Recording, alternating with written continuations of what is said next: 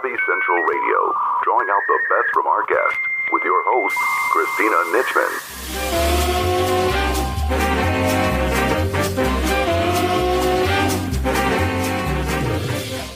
Welcome to Savvy Business Radio. This is your host, Christina Nitchman. Each week on Savvy, we support individuals and successful individuals in sharing their expertise, knowledge, tips, and stories with the world. Our first guest today is Dan Ziegler. He is a sought-after business strategist, inventor, and thought leader. He is also the principal owner of YCDB, You Can Do Better coaching and consulting firm. Dan shares with us today some of the greatest lessons he's learned in business. Find out more about Dan at ycdb.info.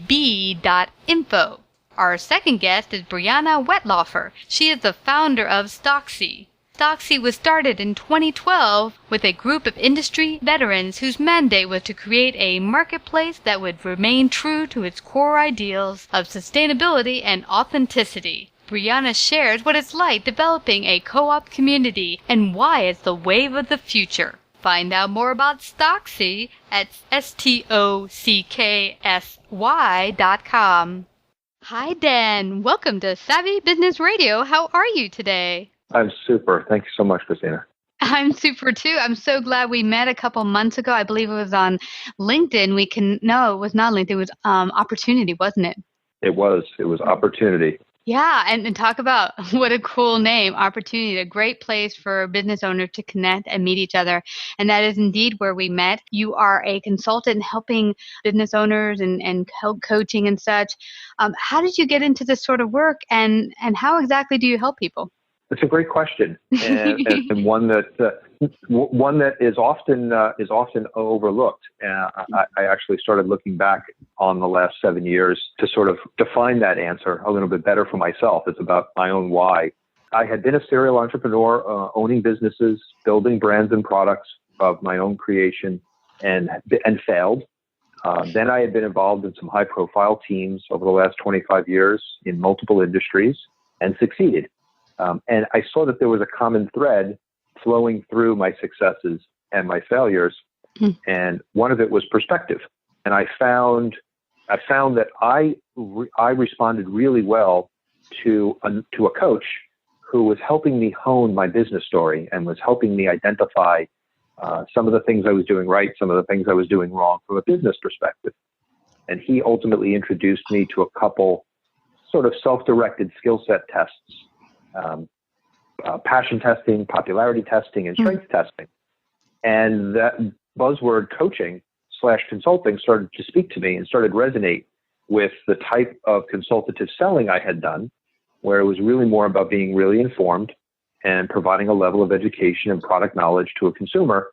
I was willing to invest in myself to sort of adapt my consultative business into more of a consulting and coaching business, where I ask hard questions, and the last several years have been very, very, very beneficial for me to help me hone what my idea of coaching is. Obviously, there's lots of coaches, and we'll talk more about that as this conversation goes on. Yeah. But to answer your question, it was really the necessity was the mother of invention. It's a fairly common story where I was listening to the universe speak to me. And this is where my strengths lie. This is the thing I enjoyed the most.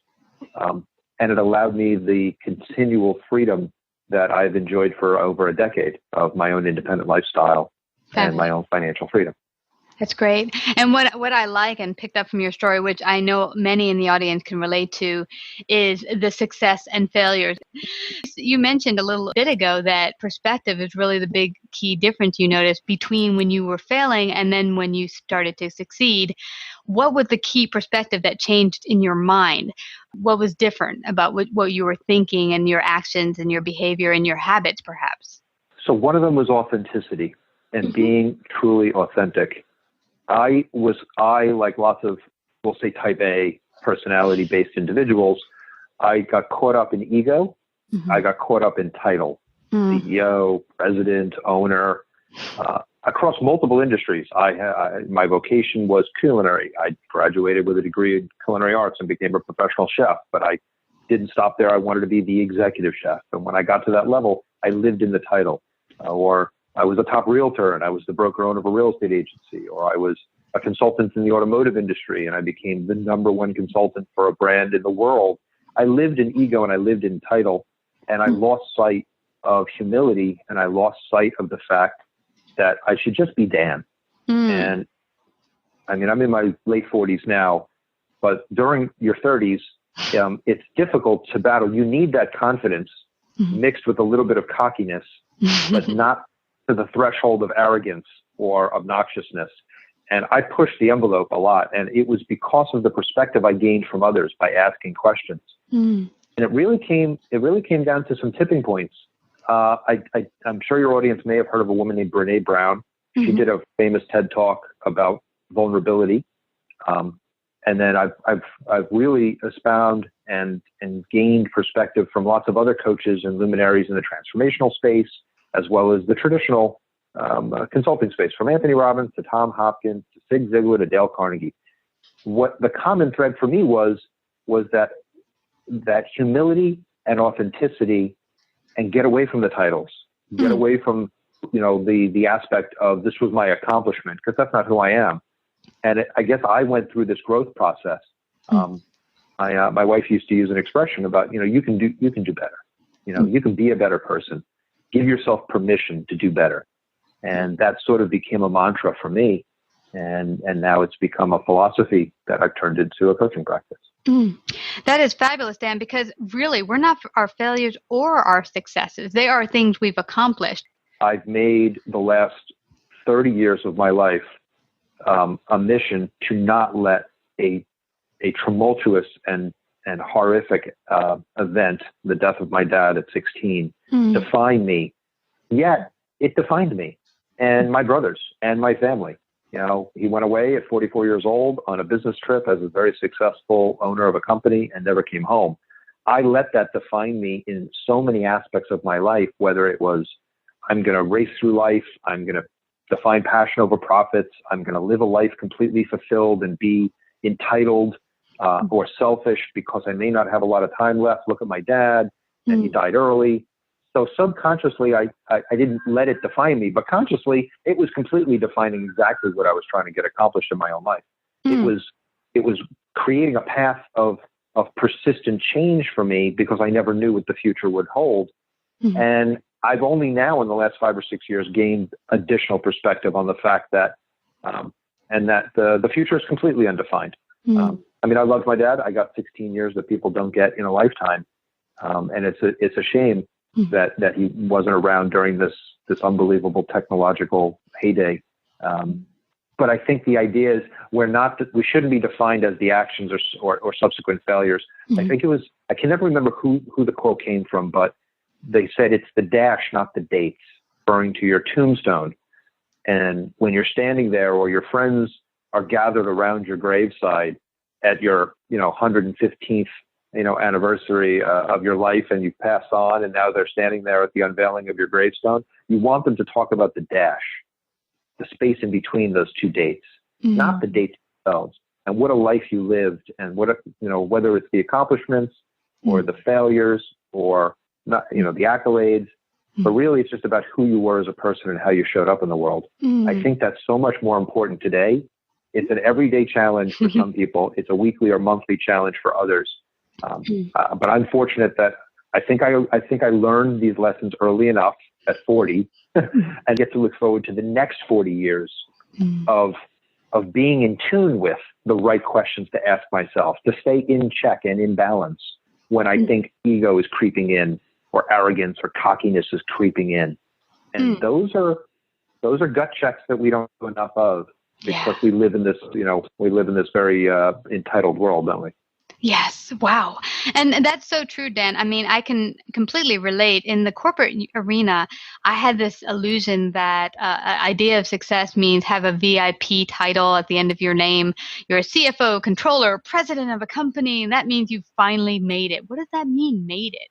But I was really striving for those things. But you've gained perspective. That's the exact thing I want you to pay attention to. At this stage of your life, the fact that you've recognized that cockiness was misconstrued where you thought it was confidence. Assertiveness and your aggressiveness and assertiveness to climb the corporate ladder was misconstrued as arrogance. That's the story of a lot of young entrepreneurs' lives, especially when you're stuck in an environment. Create a level of perspective, gain knowledge from the failure, gain distance from the character that you think you were, recognize what you did right in that situation, and then build on it. And I had a gal on, I think a year and a half ago, wrote Life Well Spoken. She's a coach. And she said to me, one of the things we really have to do in the whole arena of coaching and consulting is to really just start telling the truth about where we are. And we can more greatly help each other if we, as a community, if we will just tell the truth of where I am right now. And it's okay. It is okay. That is a mantra. CEOs who will make up the majority of my coaching clients, they don't know that terminology, meaning okay is equal to failure. Okay is equal to mediocrity. Okay is equal to less than perfect. That's a challenge for them to get okay. And we bring in vulnerability as a strength. We bring in the ability to let people run the business and they'll work on it, not in it. We bring in Strength Finder from Gallup so that they can identify where their strengths are, what they're really doing right. How do they grow past this control issue? But being okay is a great term. We all have to be okay. Yeah. No, who wants to be perfect, and you want to go from peak to peak to peak. Yeah. And what is recognize that there were some valleys. Yeah, there is no there is no I couldn't even attempt to define it. I have no interest in perfect, none whatsoever. I love imperfect. At 47, I love. There was a great story floating around. This might be a little timely depending on when this airs, but there was a great story floating around Facebook about a husband who was surprised by his wife. She had taken these beautiful boudoir negligee pictures secretly with a female photographer as a birthday present for her husband. And she was in her mid-50s, and the photographer removed and photoshopped and cleaned up and airbrushed this woman to look absolutely magnificent. She said, I want him to look at these pictures and remember what I looked like when I was in my 20s when we met and fell in love. Well, now she's in her late 50s. And when the husband got the package of photos and he's scrolling through them on his iPad, he was immediately upset because there was this big face, all the wrinkles that reminded them of the life they had lived and the struggles. He went so far as to talk about the fact that, listen, your stretch marks that reminded me of the pain and the love of our children, the scar that came from, the car crash we got into, the wrinkles and the crow's feet that remind me of a life well lived, they were all gone. And that wasn't who I married. That's not who I'm in love with. So it's those scars and wrinkles and crinkles. And those are the things that remind us that we've lived a life. And I think now I use those, and I'm broken. I think we're all a little broken physically. I think we should use those as reminders of a life well lived and a journey that we're still on. Yeah, absolutely. And to really redefine that there is no perfect, but redefine anything you feel that wasn't great in your life and redefine in, okay, that wasn't great. What did I learn from it? What can I take that I can do that much better tomorrow? You can do better. Yeah, absolutely. When you've gone along your track, when was the point when you realized that, okay, now I'm really starting to get in the groove? Because you mentioned earlier that there was a time where you really didn't feel that sense of freedom. But now in the past several years, you have accomplished that sense of freedom. What really changed before that and now that, if you were to paint a picture of your life, what it looked like then and what it looks like now? I would have to say I started listening and hearing my own inner voice. And I started giving myself credit for not just being a good guesser. I'm an idea guy. I'm a brand strategist. I'm a maximizer. Those are some terms used by Gallup to define your strengths. I started when I took the Strength Finder test and when I started to analyze what I'm really good at and what drives me passionately versus the things that I may not have as my dominant strength, I gave myself permission to stop worrying about them. One of them was execution. Some people come up with a really good idea, and I can take it all the way through from beginning to end, understand the why, work backwards from the finish line, understand all the maximizing opportunities, the monetization strategies, the analytics associated with it, really paint a visual commensurate picture of how the brand penetration will take place for a particular product or service and explain that. But if the client or the partner says, okay, great, that all sounds wonderful, now go do it. I would be like, but wait a second, I don't want to go do it. I'm the guy at the whiteboard. I'm the idea guy. I'm the creative guy. I'm the strategy guy. I'm not the execution guy. And when I discovered that was never one of my strengths, I needed to surround myself with people that loved execution, loved to take command of the situation, constantly impatient and ready to go at it and attack things, but suck at ideas and strategy. We became a cohesive team. And the people that I surrounded myself with, they drive me, I drive them. It's a symbiotic relationship. So one of the takeaways from this is, number one, don't try and be good at everything. Number two, identify the things that you are really good at. And it may only be 3 or 4 or 5 skill sets. And play to those strengths. I'm a firm believer in whether you call it passion over profits, whatever you love to do, whatever speaks to you, or you call it strength finder or passion testing. There's lots of iterations of it. Play to those. And once you've made that conscious connection and shift, that this is a life well lived because I'm doing the things that drive me passionately and that I'm really good at them, and you stop looking backwards over your shoulder and trying to improve the things that you're not good at all, that was the tipping point for me. That's more philosophical than literal, but that really was a tipping point for me. It sounds like it. And I'm really pulling from there. And I've done this. When I first got started, I had to build my own website. I had to go and design my own cards and put all copyrighted stuff on my website. And Sure. I thought, hey, this is my thing, my baby. I'm going to do it from start to finish. And honestly, writing is not my forte.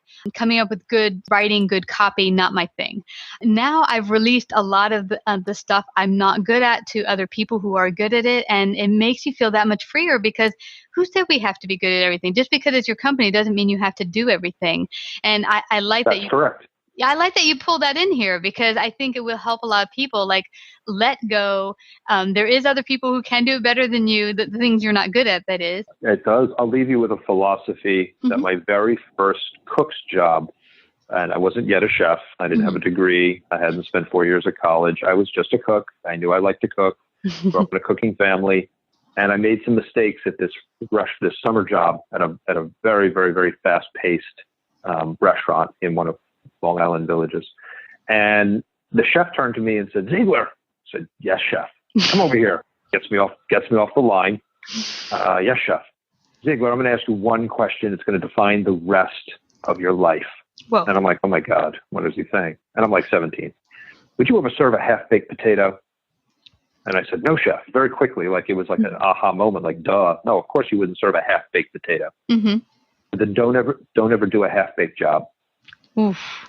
That's amazing. He was referring to something I did that I prepped, that I only did halfway. I don't know if it was a baked clam recipe or some other type of sauce or something, but we ran out of time. We got the lunch rush seated like 20 tables. I was needed back on the line at the broiler, which was my station. And so I just put it in the walk-in. But that was a half-baked job that was half completed. It wasn't done yet. And if the rest of the day got away from me and I went home, that would have left it in someone else's lap.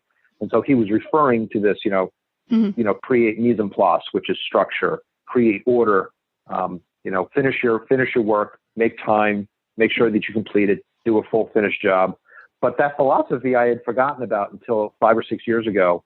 I haven't been a chef for a very long time, but I never lost the lessons of both hard work and that effort equals reward. But that mantra about, would you serve a half-baked potato? If not, then don't ever do a half-baked job, was really this calling card of his for a long time. And I had forgotten about it, but this conversation sort of brought it to the forefront, which is an interesting mantra to use. And a lot of people understand it if they eat potatoes. So. Yeah.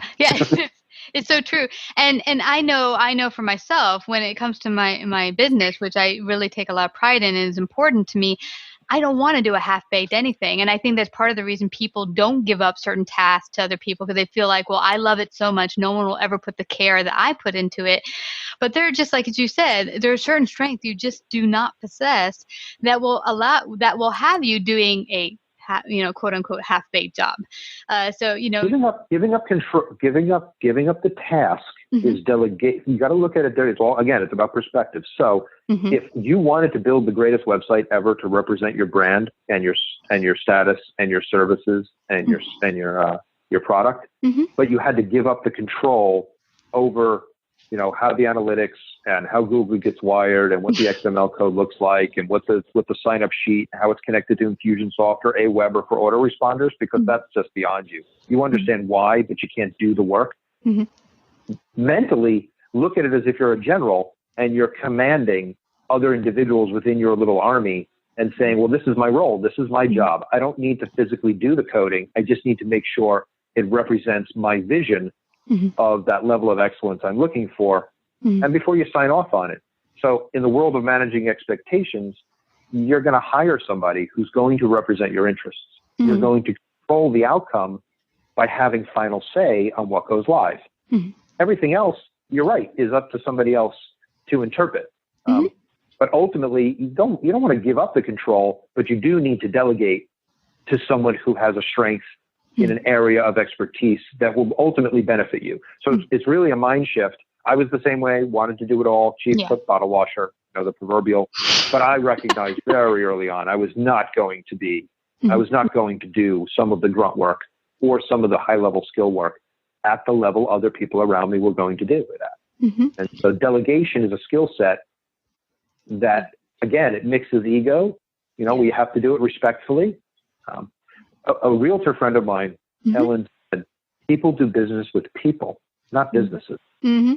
Ultimately, they may hire your business, but the reason they hired your business was ultimately, especially if you're in a service business like coaching or consulting or radio or branding, it's because of the human interaction. It's that people-to-people dialogue. It's that human, it's the human consideration that starts. The company behind it is nice, but really it's really about people. Wow. And don't lose that. That is so true. And I've seen that. We have had a couple of customer service interviews coming up, and that was the key focus that came out of it, is that behind everything, it's the people. If you're not connecting and having that real relationship with people, you're going to lose, and you're probably going to end up being out of business at some point. No matter how big, small, medium you are, people come first. Yeah, so I completely get that. And I like the point you made, Dan, about really realizing that it's about delegating and that you're building a team of partnership. You're getting people who have the strength that you might not have, and you're going into partnership with them. So it's not about, no, I'm failing because I had to give up certain actions or stuff in my business. You're able to succeed more because you're bringing partners on who have the skill set you're not maybe really sharp on. Oh, no, not maybe. You are not sharp on. Say it. You're not sharp Come on. I'm That's totally right, not sharp on. This is, you have to admit to yourself and say, I am not the best person for this job. I am going to use my other strengths and find a person that completely blows me away, yet I'm going to maintain a level of control because that's who I am. I want control of my company, my destiny, my product, and my service. I'm going to elaborate in a respectful manner what my expectations are. I'm going to set the table. Danny Myers wrote a book for the food service industry. And one of the reasons why people in his restaurants have such an amazing experience is because he thought about the consumer expectation and experience of dining like it's an event. I mean, this is not, just slap some food on the table. This is an expectation where if the table is set appropriately and the expectation is heightened and you constantly strive to go beyond that level of expectation, you're going to win. And he has, obviously. He's won on so many restaurant levels, and you're in New York City. You obviously know his restaurants backwards and forwards. They're everywhere. But really, it's about you managing your own expectations, articulating them, maintaining a level of control from a creative perspective, and then giving that person freedom to come back and wow you. Right? Yes. And really letting go of the reins to realize, okay, I am trusting them. I've delegated to them. I've hired the best people. Now let them do their glorious, amazing work. And I like what you mentioned about the restaurant thing, because I've had this thing for the past couple of years where I've elevated my standard of being in the world to be my my best, not perfect, but just to always be better than I was the day before. And part of that is not accepting where I would go into a restaurant if I got shabby experience or the table wasn't set right and was sticky or whatever it might be, I would tolerate it. And now I've gotten to the point where I will not tolerate that. I'd rather eat at home if that's what I've got as an option, but I want the best. I don't want to deal with less than that. And some people around me from old coworkers or friends are like, oh, you've gotten a bit snobby there. And I'm like, no, but I want a certain experience. I just don't want to go out there and get anything. If I'm going to pay for it, I want it to be an experience. So I get what you're talking about there. It makes sense, Dan. Yeah. There's a John Taffert. John Taffert does a show on FX, which is a little bit shtick and a little bit schmaltzy, kind of like Gordon Ramsay, where he does something called bar rescue, and he screams and yells at bartender owners. Yeah. Well, John Taffert's a brilliant hospitality and consultant and restaurateur and bar owner. And when you meet him offline, not in the persona that he's screaming, just like Gordon Ramsay, outside of Hell's Kitchen, he's a brilliant chef and a restaurateur. Yeah. So John Taffert had the pleasure of sitting in one of his seminars with a whole bunch of bar owners. And he said, the number one thing that you sell is not food. It's not chicken fingers. It's not even alcohol, although those are the profit drivers.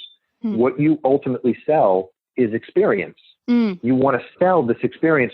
If you put food down in front of someone's table and you put it in front of them and they never break eye contact with their iPhone or the person next to them, and they don't stop in their tracks, sit up in their chair, take a big, deep breath and inhale both with their eyes and their nose, the plate that came from the kitchen failed.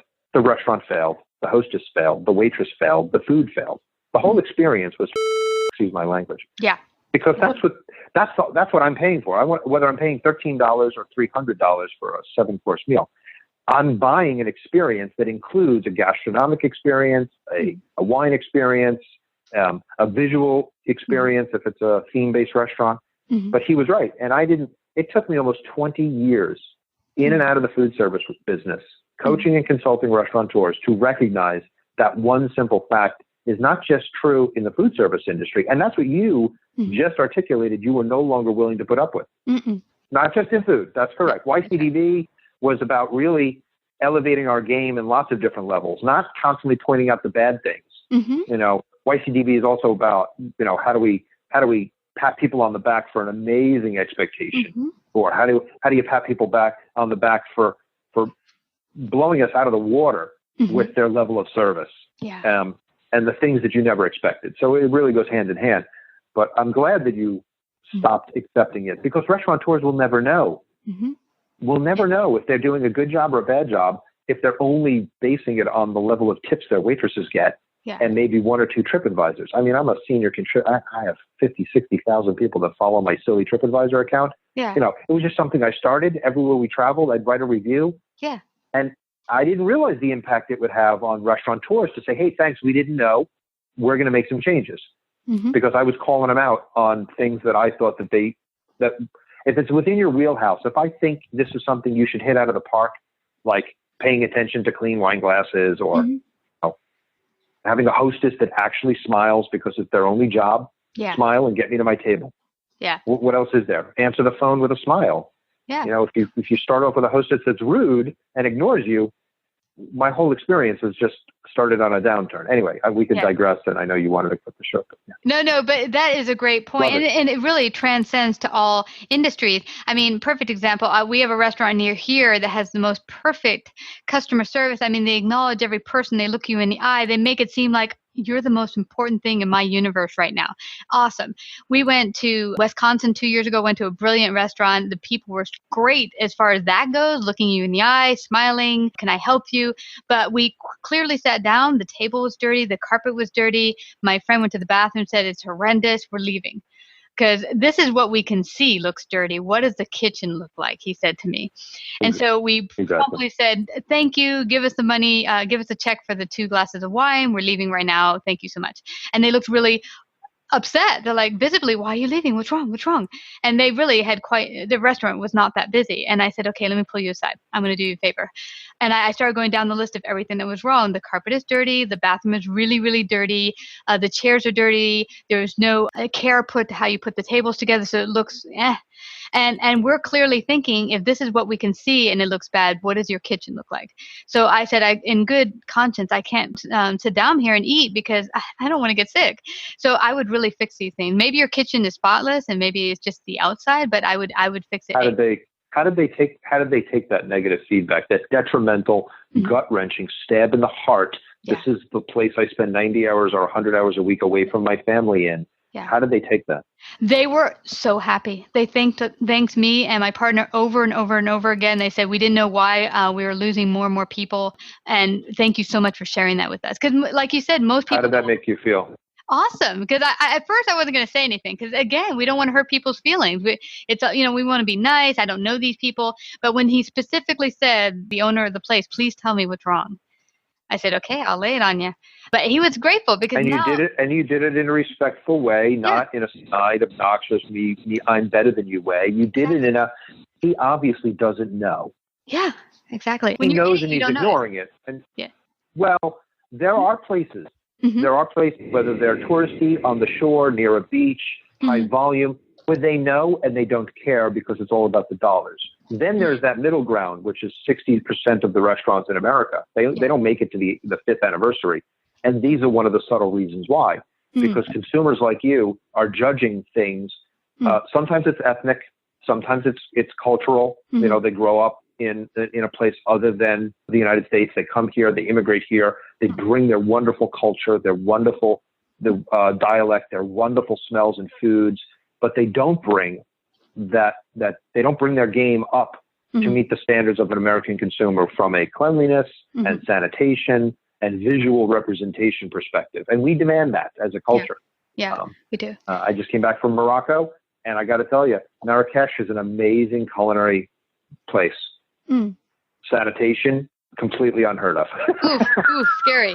Well, you balance that. You balance it. And I wasn't there to tell them what they were right or doing wrong. I was there for the experience. So we modulated our own expectations on where we chose to eat, what wet naps we brought from the hotel room, how we chose to wipe down our own tables and silverware without making them feel uncomfortable, because we knew it was unnecessary. We weren't going to make any lasting changes. But you took it upon yourself when asked and prompted to offer advice. Hopefully that person made a change and said, you know what, let's literally, let's scrub the whole place down and let's start fresh. This diner just walked out, guys, because of the way we've been keeping this place. And enough is enough. You could have been a huge tipping point that could have saved that restaurant. I almost beg you to go back there and see what measurable improvements they've made, or send someone back there, or go on Yelp to see if they've made, if the comments have changed. Because it's a pat on the back for you. As a restaurateur, I always used to want good, bad, and negative feedback. And people are always gracious when you see them. Be more authentic, like you. And if we told each other what we were really thinking, I hate to say it. Oh yeah, that's true. I'd hate to say it. What an honest world we'd live in, really. Yeah, and like you said earlier, there's a way to do it with respect and not downgrading the person. You can do things in a truthful yet respectful way. Yes. Yeah. This is a hard-working family, and of course, respect is the number one thing that we lose sight of with each other. And I'm so glad that we connected. I'm so glad that you found me with that opportunity. I'm a part of so many different, from executive rank to opportunity to founders and LinkedIn. I never know which one I'm supposed to focus on and which one should take my time. That's the one thing you and I will never get back, is the time. And I'm so honored that you asked me to be on this show. It sounds fantastic. I look forward to hearing more and listening to others that participate in your show. You're a rock star. This is going to be, this is the first I've participated in it. But wherever you go, you're on your way up, Christine. I think this is absolutely fantastic. So thank you for asking some really good questions and letting me ramble on just a bit, which is what I do. And I was honored to spend the Saturday afternoon with you. Oh, me too, Dan. And I don't want you to leave, letting them know where they can find out more about you and YCDB Inc. and how they can work with you and all that good stuff. You can simply go to YCDB, stands for You Can Do Better. And again, it's really about a philosophy. It's a two-way philosophy. You can do better is a mantra for me to remind me to do better every day. YCDB is a coaching and consulting firm that I own. I'm the CEO, and you can just go to YCDB.com, or you can reach me, Dan, at YCDB.com. And of course, there's the ubiquitous Instagrams and Facebooks and so forth. But love to get free consultations and free evaluations heavy on the value. I'll spend 15 minutes on the phone with anybody to evaluate how we could work together and how I could add value. Awesome. Well, this has been truly informative today and such a wonderful talk. I want to thank you again, Dan, for coming to Savvy Business Radio. Here's our interview with Brianna Wettlaufer of Stocksy.com. Hi, Brianna. Welcome to Savvy Business Radio. How are you? Hi, Christina. Thanks for having me. I'm great. Happy to be here. I'm happy to have you. You're doing some amazing work in the world. You are the founder of Stocksy, and it's really cool. I mean, you created it to really have a co-op community. And I know I just started to learn about this a couple of years ago, and I think it's really cool. But some of our audience might not have an understanding of what it's all about. Share that, but also what even prompted you to start Stocksy? Sure. I'll start with where it started, which is I've been in stock photography for, I want to say going on 15 years.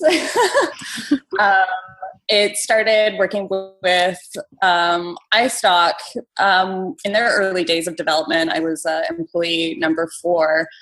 And I joined them as kind of a new photographer that was kind of really enchanted and inspired by the democratization that was happening with photography at the time, with DSLRs coming onto the scene. Mm-hmm. So joining them, I came up through the community, and coming from that place, the community aspect and the mentorship and what that meant as a product always was hugely important to me and an inspiration. But of course, iStock sold to Getty Images, and I left shortly thereafter, and kind of the iStock that I knew became a bit dismantled. The transparency wasn't there to, I think, the quality that I would hope for. The community went through some hard times, and it just kind of lost the intimateness and I think integrity of kind of the roots of where it started. But I think even more importantly was the whole stock industry began to kind of stagnate in that the look of it became a bit of a cliche. It was stuck in a moment. And a lot of the stock agencies were just cutting back royalties without any sort of consideration to how that was affecting photographer careers. So a group of us, a lot of people that were once upon a time involved with iStock kind of came together after being visited ongoing by a lot of the photographers involved, asking us, why don't you start another agency? And at first we're like, no, there's no way we can do this again. But then we all started talking and we realized, well, yeah, we can do this again and we can do it differently this time. And as Canadians, we were familiar with the co-op model, and we realized we could this time do it as a co-op. The photographers could be co-owners. Their voices would always be heard and represented. And we can work collaboratively as a community where community comes first. I love it. And that is the true essence. I mean, that I told you earlier before we started the interview, that's really why I built Savvy. I started my business not knowing most things you need to know to run a business. But hey, I figure there's a bunch of business owners out there who know parts and bits that I don't know. And together we can grow and learn how to run our businesses effectively by sharing wisdom. And so basically that's how Savvy came to be. And it's such a wonderful idea. Explain the idea of co-op, because you're really kind of co-owners, right? That's right. Stocksy in particular is a multi-stakeholder co-op, which means we have different classes of membership. And that's something that we really, I think, kind of come into our own of figuring out what that means for us. We have 3 levels. Class A would be kind of our advisors and co-founders. Class B would be our staff, which is sort of the more recent events in that we realized after pouring out all this energy into our photographer co-owners, we realized, well, we also have the staff that are pouring themselves out to make this amazing community, and they should have the same sort of involvement and experience and co-ownership. So we evolved our Class B to represent them as being co-owners in the company. And yeah, what that means for being a co-op is required through co-op bylaws to operate with kind of transparency as a business model. So we're constantly sharing and educating our members from the business perspectives of, what our monthly stats are, how our traffic's doing, the creative direction of the collection, so that they can participate as a community to tell us what kind of the group consensus is of how we need to continue to evolve. So this last year would be a good example. Our membership suggested that we introduce video into our action, which of course is no easy feat. I don't think we maybe realized so much at the time. But everybody agreed. We're shooting video on the side. We want to have a collective place and expand the Stocksy collection and start reaching more client needs. And for the last year, that's what we've been exploring after our membership, voted it into action. And this is so fabulous. There's more and more businesses doing this where they allow ownership with both their clients, not being their clients, but co-owners, and as well as their employees participating and have a stock in the company. Because how much more does it matter to people to come in and do their absolute best when they actually have a vested interest in the company themselves, where they're not just a worker bee or a number. They're actually like, your participation matters in this company and all of us succeeding. Yeah. Definitely. Yeah. I think if you want to be a healthy co-op, you have to echo those sort of values and ethics from the inside out. So not only are staff also co-owners, but we realized if we want to truly live up to sort of the collaborative culture, we realized we needed to have a flat hierarchy. So all of our staff are accountable to each other. Everybody's kind of on an equal playing field where opinions have to be respected, and everybody needs to talk through things until everybody is in agreement. And, at first it's a learning process of how you do that. It takes a little bit more time, but now I think intelligence behind what's being done as a group and the different perspectives just creates such a well-rounded sort of approach to how we do everything that we do, which is not just looking at analytics and making business decisions, but looking at it from a really holistic place of technological impacts, the creative impacts, the community impacts. Yeah, it's fascinating and it's interesting because I've been part of two businesses. One that was rather huge that had a co-op perspective and that all of the customers or clients were considered part ownership, not the employees, but the clients, which was really cool from that perspective because it was a really big company. And then I was a smaller company that had the same sort of idea where it was co-op. But in both cases, they then went public and decided to make it more corporate-y. They lost transparency overnight, and it became only about the bottom line. And so much about each person's contributing factors went out the window. Overnight, I noticed in those two companies that productivity went down by 90 to 80%. It was crazy. Why do you think that happens with so many businesses, that they go the way of less transparency, more kind of holding of ownership and stuff? Why do you think that happens so often? Yeah, that's a good question. I've definitely been in those types of companies, and I've seen that happen as well, including the sort of overnight effect. And a lot of times it's for a short-term gain where the long-term effect, really hasn't maybe been given an equal amount of consideration. Yeah. Which always tends to make me very sad. Yeah.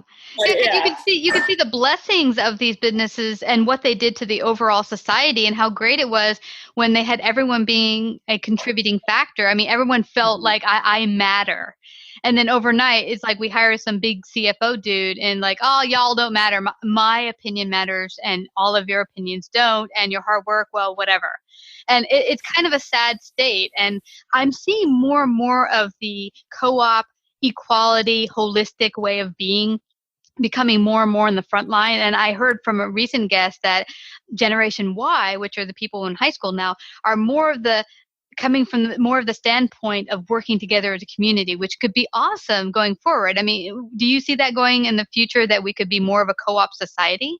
Yeah, I don't think it has to be co-ops. I think co-ops have a longstanding history, and we've sort of been through the trials and tribulations and have bylaws that help make it an easier process that protects everybody. But I'm definitely seeing just ethical business as a whole kind of become a really big movement at the moment. And definitely I've noticed the kind of up and coming generation, they're not really interested in even considering working for jobs or companies where they don't truly believe in what they're doing. I think we've been watching our parents for so long do jobs where they're treated like jobs. They take away from their time with their family. They have a hard time balancing, happiness and their work life. And yeah, I think everybody's they've had enough. They want to go to work, do work they feel proud of, and for a company that they can believe in. Mm-hmm. Yeah, absolutely. And I find, when I was a kid, my mom said, well, one day you're going to get a job. You're going to start at the bottom, like in the mailroom, and work your way to the top. And that's how it's supposed to be done. But interestingly, my parents, my grandparents, my niece and nephews, and all those, not my niece and nephews are too small, but my uncles and aunts, they had job that primarily they were worker bees. They didn't get treated with an utmost respect. It was kind of like you're a number. You come in, you sit at your cube or you sit at your desk and you do your job and you go home. And after the point of maybe 65 to 70 years, you maybe get to enjoy a little bit of your fruits and labor before you drop dead and go, and die. And I thought as a teenager, I was in high school, and when my mom told me how it's going to go down, I was like, I don't want to sign up for that. That doesn't sound that did not sound at all promising. I would like to have, I like school. I like variety and learning and curiosity, and school sounded fun. Like I thought to myself, I want to be a full-time student, like forever. Yeah, and there's no reason that we can't have that in our jobs. And I think that's an important one, that your jobs evolve with you, that you are constantly learning. I can say that a lot of the staff that we've acquired over this last year, that was one of the first things they said in the interview was, this seems like a place where I can actually grow and be challenged and learn more. And that's what I want. The position that I'm in, I just feel stagnated, like I'm not going anywhere. And so, I think that's incredibly important to people. And on the flip side of not just the up and coming generation, but I think there's a big change happening with kind of 50 plus middle-aged senior culture where, we used to kind of attain to, retirement and then getting all of our full time back to ourselves. But I think we've watched a lot of people where they get there and everything it was cracked up to be. Yeah. We want to continue to learn in 60s, 70s.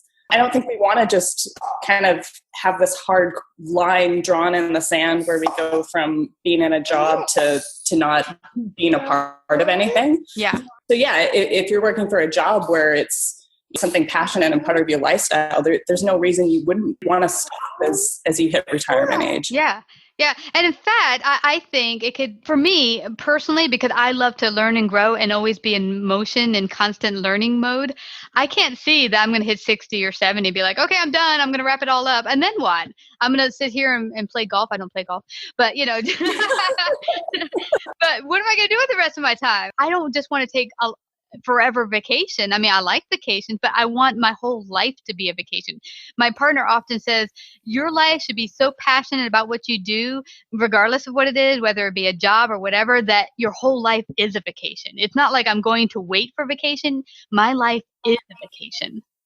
No, it should be integrated from right now where you're enjoying it and not waiting 40 years. And I hope that's another one as we move towards companies that are working harder to bring better work-life balance, that we see Canada and the United States start upping our vacation time with our employees. I think a lot of other countries are doing it a lot better than we are.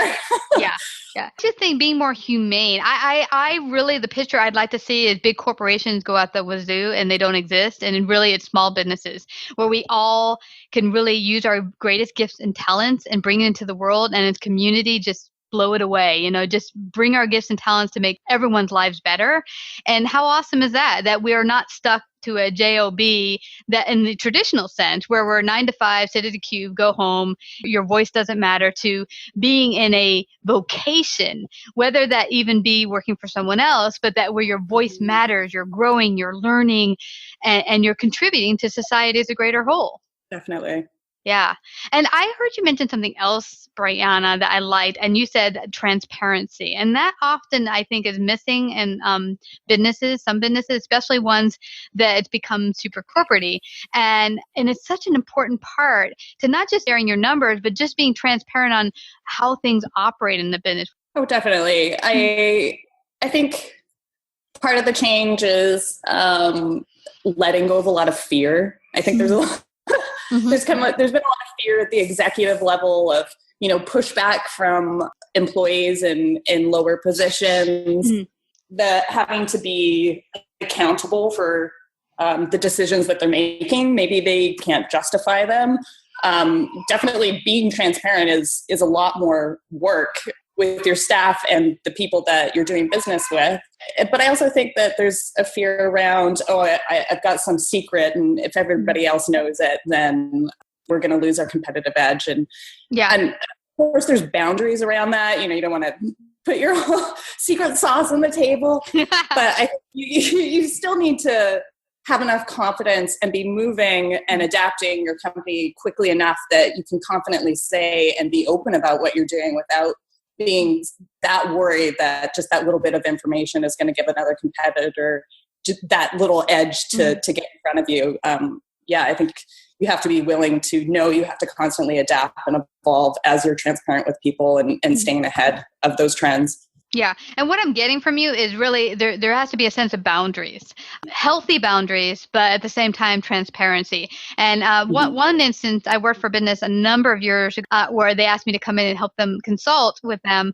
And they were having issues and they couldn't keep up with their orders. And they wanted to just get a whole bunch of clients that had orders like 6 months ahead to pay them ahead of time. So they said, I got an idea. Why don't we just tell all the clients their orders are ready early and get them to pay us early? And then we can do the orders on the table and tell them, oops, we were wrong. We're a little behind.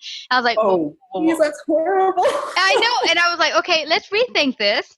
That's coming from fear and bad idea. And I said to him, let's look at this, from a logical perspective. Yes, you don't want to tell them that, hey, we have no money right now or things are tough. You don't want to go there, but you definitely don't go to the other direction and just, straight up lie to them. Some of these people have been with you since the day you opened your door. They trust you. They like you. And if you break that trust, you're not getting it back, or it'll be nearly impossible.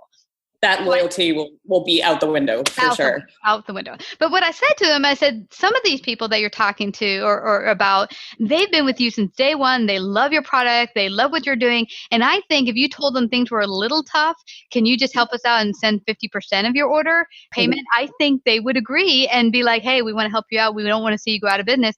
I think you'd get people to come to, and that's where the co-op thing comes, because your clients are part of you keeping it going.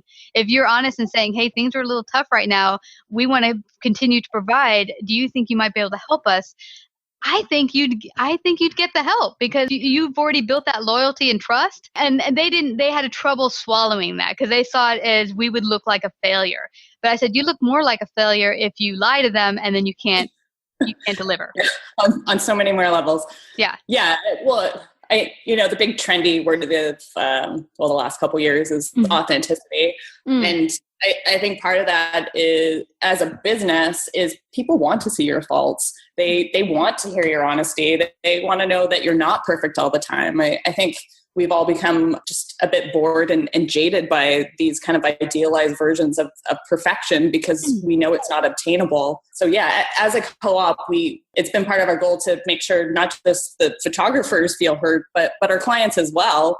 And coming back to loyalty, that's what they've told us is because we treat them like people, we listen to their concerns and we're always honest that's why they're so loyal with us. And recently we did a price change, which was another thing brought from our resolutions this year. Since we've had the same pricing structure for the last 3 years, everybody felt it was time. We've evolved our product enough and the integrity behind it. And there's, of course, this fear, how are the clients going to react? And we just sent a very honest email to our clients that we're a co-op. Part of our goal is continuing to sustain careers for our artists and members and supporting better work.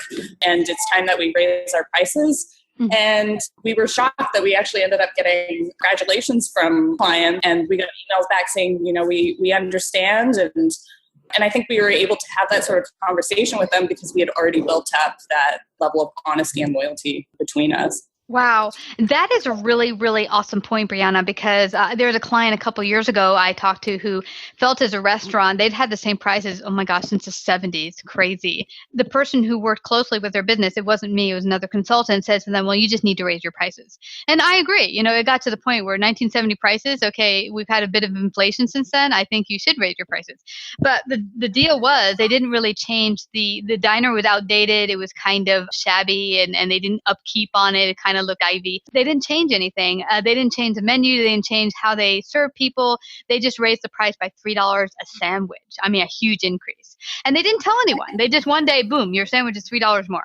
And my gosh, did they get a hoopla of angry clients. And I was there to witness it. I came in one day and I was not too pleased at the $3 increase myself just because I wasn't aware of it. And that's the point you just made there. You honestly and put out there with integrity, guys, this is where we're at. If you want us to continue to serve you as a business, we need to increase our prices. We hope you understand, blah, blah, blah. But you did it with honesty and respectfulness and you let them know ahead of time. Now, if he had said like a month before he's going to raise his prices, okay, we've had the prices since 1970. We want to continue to provide the best service we can. The best sandwiches. The best sandwiches ever. We're going to do a little revamp here, but we're going to raise the prices by XYZ. And I think most people would be totally cool with that because they'd realize that, hey, these sandwiches have been really, really cheap. See, there's a different way to do it. And I think the way you did it was just superb because it gave people the heads up and they were like, hey, we love your business and we want to keep you rolling and keep you in business. We hope so. And you know, I don't know what the percentage increase on those sandwiches is, but I'm guessing a $3 hike, that's pretty high. And when we were considering the price change, it was, we want to support the artists. And, a lot of people are like, oh, we want you to compete with some of the other people in the landscape who aren't charging $10, but $100. And they wanted us to just kind of jump to that. And it's, well, yes, of course, we feel your work is highly valuable, but that would absolutely not be fair to the clients that we have. So it's a constant balance of supporting the product and the people making it and behind it to the people that are buying it. Yeah, you want to keep that balance and respect everybody involved. And that's a good point. I think because the sandwiches were 1970 prices, to hike up, and honestly, the price of the sandwich went up to $10. And honestly, in this neighborhood in Manhattan, a $10 sandwich is normal. It's totally normal. But if you're used to going to a diner, a small diner that really looks a bit shabby off the side somewhere, and you're used to getting a $7 sandwich or whatever, you're not going to want to see it jump up to 10 overnight. So, I mean, there is that balance to work on as a company with your employers and with the people you're serving and your clients to keep it in balance. If you're going to have to hike it, hike it bit by bit, give them notice as you did. Yeah. Mm-hmm. Yeah. And change is always hard. Incremental improvements. I always wanted big things to happen overnight. And after running a company for 3 years, I am most happy with incremental improvements. Yeah. And that's a good point. Because for me, like you, when I first hiked my prices, it was because I kept getting people saying, oh, is that it? I thought it was a lot more. When I would give them the price, I was like, whoa, maybe I should be charging more. And when 3 people in 1 week thought the price was at least double to triple, I was like, okay then. And then we raised it double, not triple, but we also did not get any negative feedback. But it was hard, more fearful based on my side to think that, well, people pull and be upset. But again, know ahead of time and people were cool as long as they given further notice and you treat them with respect. That's why it's always good to have not only a great team, but great partnerships around you that can help keep everyone in line. Everyone has their own strengths. This has been fabulous. I want everyone to know where they can find out more about you and Stocksy, how they can participate, get some awesome photos. Well, we're at Stocksy.com. So STOCKSY.com. You arrive at the site. We've got our curated feed. That's part of living up to our creative goals and integrity. We're all about kind of pulling out the best photos as they come in so that your photo experience, even though it's a stock site, is as inspiring as possible. Yay. And if you're a photographer out there who would like to come in community with you guys, can they go to the same website and is it easy to find where they can hook up and join with you guys? We open our applications in June. So they're typically open over sort of summer vacation time to the end of the year. And I can say this year we're really looking for videographers. So if you're a photographer who's also doing motion, we'd love to see your stuff. Yay. Awesome. Well, that is a big medium I'm noticing more and more for businesses that use the video component. So absolutely. Well, I want to thank you again, Brianna, for coming to share your wonderful gifts and knowledge today. Everyone go to Stocksy, STOCKSY.com today. And thank you again, Brianna, for coming to Savvy Business Radio. Thanks so much. It was great to talk with you.